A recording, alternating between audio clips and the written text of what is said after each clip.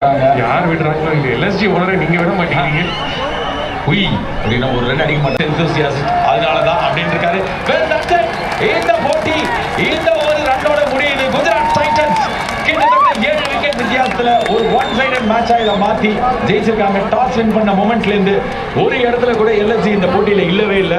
எண்ட்ல கொஞ்சம் குரூஷியல், இது கொஞ்சம் டைட்டா போகுது அப்படிலாம் சொன்னாலும் எந்த ஒரு பதட்டமும் இல்லாம வாஷிங்டன் சுந்தரம் அங்க முடிச்சு கொடுத்துருக்காரு இந்த போட்டியை.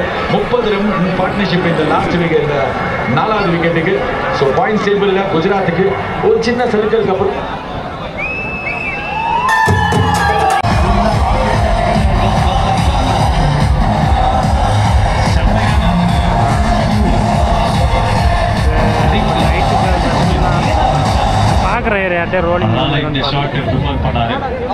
எவ்வளோ தேவைப்படும் குயிக்கான change in position and low down போனாரு.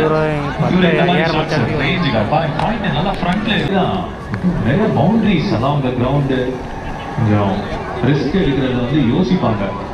அவங்க மிடில் ஆர்டர் தான் யூஸ்வலா வந்து அந்த 6 அடிக்கணும்னு பார்ப்பாங்க. ஒரு முடிவில்லா இன்னும் ஒரு பந்து இருக்கு. பட் அதுதான் அவங்களோட மிடில் ஆர்டர் பேட்டிங் இன்னும் வந்து ஒரு ஃபார்ம் கண்டுபிடிக்கல. அதனால இவங்க பெரும்பாலும் எடுத்துட்டு போறாங்க கேமை. ஷாருக் கான் இன்னைக்கு இம்பாக்ட் சப்ஸ்டியூட்டா உள்ள வந்திருக்காரு. பட் பேட்டிங்கே வராது போலயே.